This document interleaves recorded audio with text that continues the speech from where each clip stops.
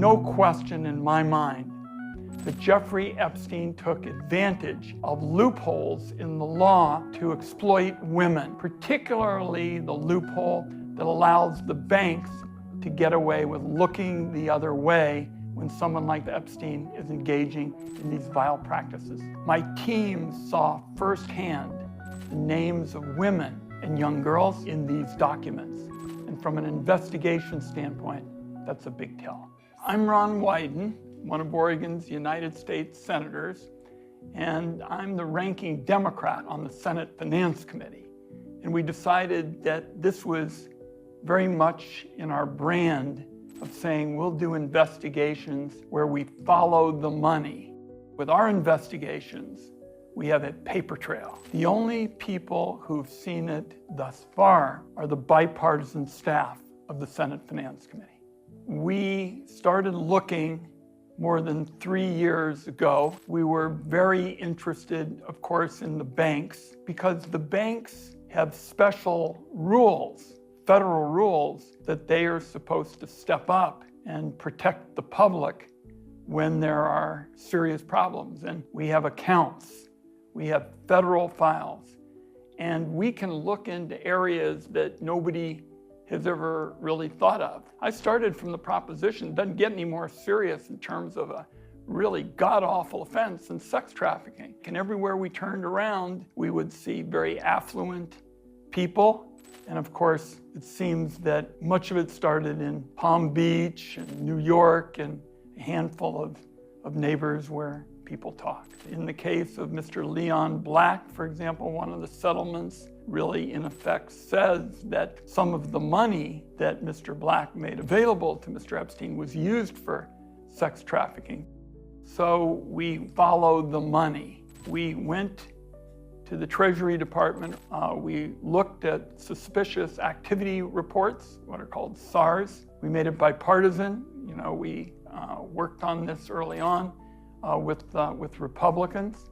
And the more we saw, the more concerned I was. And that's why most recently we made clear that we were talking about well over 4,000 wire transfers. I knew that there'd be a lot of wire activity trying to get so much money around the world for Epstein's sex trafficking, but I never expected 4,000 wire transfers through one bank. Is $1 billion in total. We showed that this was not a kind of flashy one-off, and we assume that much of what is in those wire transfers, the details, involves activity in sex trafficking. This investigation has taken more than 3 years, and we went to the Treasury Department and looked at the documents with the Biden staff in February of 2024. The reason this is different than during the Biden times is we have much more information. We were just in the information gathering period during the Biden administration. This was building step by step by step, collecting the evidence, examining it, making sure we knew where it was and how you would access it. And we continued to collect more information, and when we felt that it was time to respond and to particularly get the Trump people moving on an investigation, we did. Donald Trump has made some far-fetched statements over the last few months, but a stunner in the last few days was his claim that the Jeffrey Epstein matter was a hoax and a scam. I went to the floor of the United States Senate, and then I told the American people as it became clear that Donald Trump would not.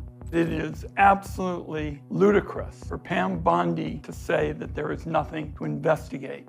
4,000 wire transfers, that is a heck of a lot of lines for possible investigation. But Trump's DOJ had no interest in spending a significant amount of time looking at those files at the Treasury Department. They didn't go to Treasury because they didn't want to face the facts. Donald Trump was president through all of this. Donald Trump knew Jeffrey Epstein. Jeffrey Epstein died in a federal prison under Donald Trump's watch. Now his attorney general is saying there's nothing to investigate. Pardon me. I continue to be very concerned about Epstein having used sanctioned Russian banks to basically spread money from sex trafficking all around the world. The next step is for the Treasury Department to make available on a bipartisan basis to the Senate Finance Committee the documents we've asked for. My own judgment is if Pam Bondi wanted to get up in the next morning or two and make these documents available to the Senate Finance Committee, she could do it. One of the most important questions that comes out of this is why were America's leading banks, a number of them, basically sleepwalking through this whole Epstein matter. They should have been watchdogging this. They should have brought to law enforcement what they believed was going on. One of the key changes I'm going to push for is writing new black letter law that makes sure that there will be civil and criminal sanctions when banks see this sort of activity and they look the other way. I've come to feel that there's some issues that aren't considered blue or red. That's the case with sex trafficking. People believe it's just plain wrong. They understand that women and young girls are getting hurt, and they want to know what happened, and they want the answers.